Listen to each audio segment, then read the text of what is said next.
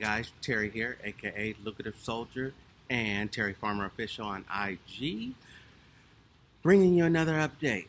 Sorry for the delay. Life has been busy and full of cracks.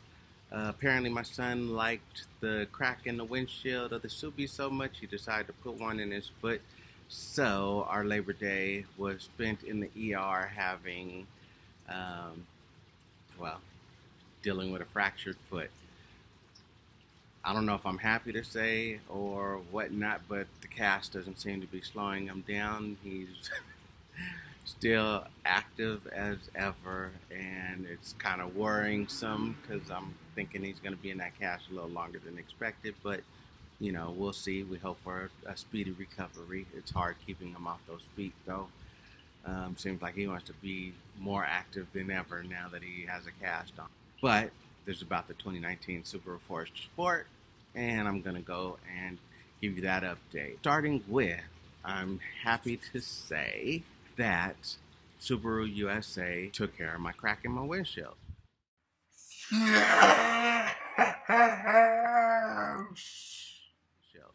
So, it kind of went a little, you know, it was a pretty lengthy process, but it got done, and I'm happy about that. And they did clarify that it's not a warranty issue, but they were doing it as out of good faith. So, you know, basically tells me don't expect it again. You know, it's not going to be a reoccurring thing or whatnot. So for me, I'm just happy I didn't have to come out of pocket this time and that it was taken care of. So, you know, I'm happy with that. And I'm just hoping we can avoid these, you know, chips and cracks in the future, at least for another few thousand miles, and not right off the bat at 1,000 and 2,000 miles. You know, I probably have a good 1,000 miles on since the replacement, and so far so good. Knock on wood. I don't really have no wood, it's metal, but knock on wood, hope for the best. So I'm really back to loving the Sub. I'm proud of it. I can go and not be embarrassed and ashamed of the big crack going across my windshield.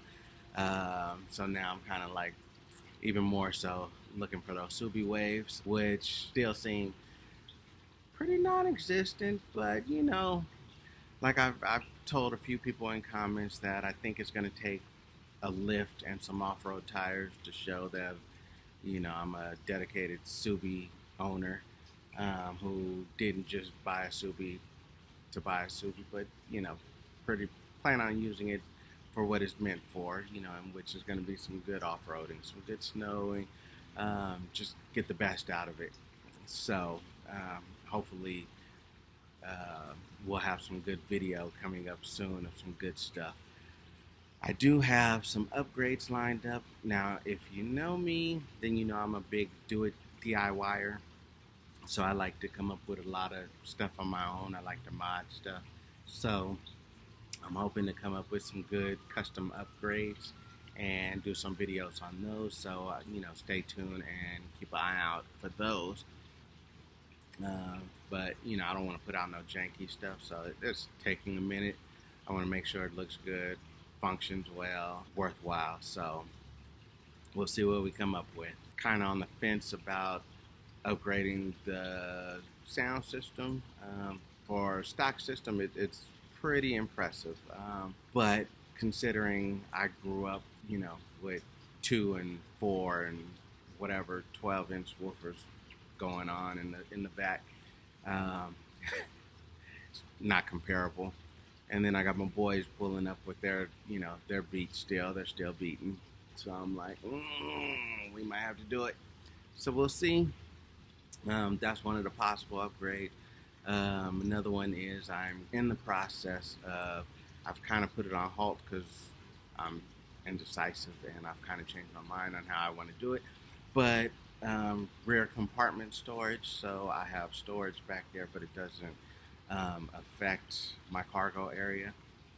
So just something to make things a little more convenient. So we'll see how that goes. I'm in the mix between that and a different idea I just came up with. that I'd rather share in a preview video if I officially do the plan. So I don't know. We'll see how it goes. I just don't know where to start. I'm all over the place with a little bit of time and lots going on. But I want to get it done, and I'm anxious. I'm anxious to, be different from the rest and come out with something different that makes you say, man, wow, that is nice. So that didn't seem enthusiastic, but I know what I meant and I know what I'm feeling. That's where we're going.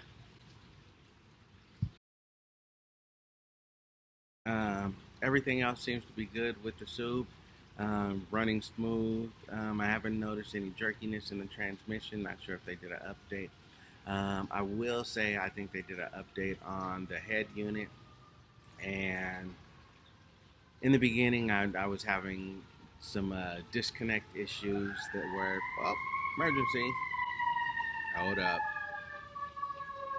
Don't come here. Whoop, whoop. So anyway, um, I've been having, in the beginning I had, or not in the beginning. So once I picked it up from having the windshield replaced, I think they updated the head unit, and I was having disconnect issues. Seems like, or I guess I should explain a little better. When I say disconnect issues, a lot of the times I'm using Apple Play. That's mainly what I use. Um, so my problem would be where Apple Play would just disconnect and wouldn't work, and I'd have to reset the head unit to get it going again. That happened a few times in the beginning, but it seems like um, it's been non-existent. So hopefully that's not an issue anymore. Oh, and everything else seems great. We're getting the miles up there. I see tires are wearing, and I'm sure I got a ways to go on them, but I'm hoping to have them swapped out for some off-road, probably off-road wheels and tires, before it gets to the point of replacement. And I will hopefully have two sets of, wheels and tires on deck, depending on what I'm using them for. So that's the goal, along with a 2-inch lift. So we will see how that goes. But, like I said, as far as everything else goes, I don't have any complaints. It seems to be running strong, smooth, no issues other than emergency vehicles back and forth, all in my video, non-stop, with a little teasing. Ain't even like a real siren, it's just like a teaser.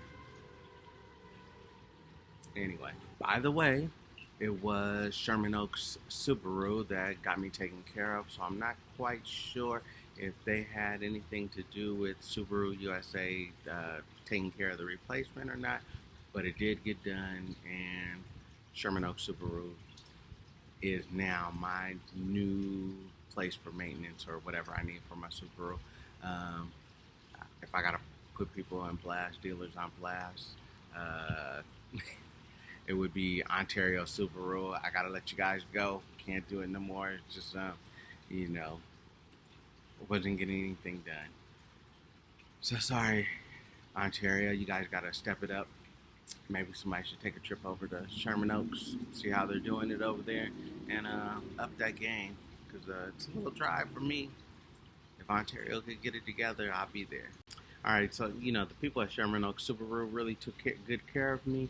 The process was supposed to be, like 2 to 3 hours. So I asked for a loaner. They gave me a loaner with no problem, so I appreciated that. And I'm guessing because I got a loaner, they took a little longer, which I was fine with. I'd rather be putting mileage on a loaner than on my car because, like, my mileage is up there. But anyway, I was also excited because my loaner was an Outback. So, when I went shopping for my Sub, I originally looked at the Crosstrek, so the Outback was never really like something I looked at. And then I ended up going with the Forester Sport. because it just arrived on the lot and it just seemed like a good move. So what I did notice though with driving the Outback, it has a marginal amount of rear seat space, which was, pretty nice. For my kids, they don't need it, so they're good. It doesn't really make a difference. I'm not disappointed. I'm happy still.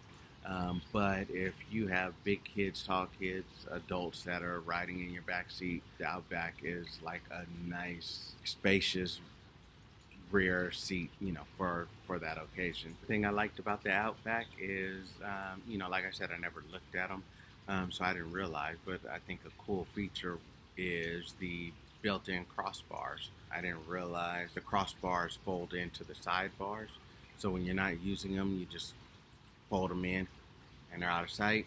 When you want to use them, unfold them and attach them to the other sidebar. So that was a cool little feature. I was impressed. Would have been a cool feature on my port, but I'm not missing it. I'm just considering my options right now. But one thing I did notice, I thought comparably, because I kind of looked at some of the info on the Outback when I was comparing the lines, and I could have swore that the Outback had a similar MPG and gas tank size. But, after a few drives to and from LA, I got down to half a tank, and when I went to go return it, I filled it up, and I expected to, maybe put in a little over 20 bucks to get it back up. And to my surprise, it went all the way to almost about $50. So either the gas station screwed me, or the gas tank in the Outback is quite a bit larger than that in the Forester Sport.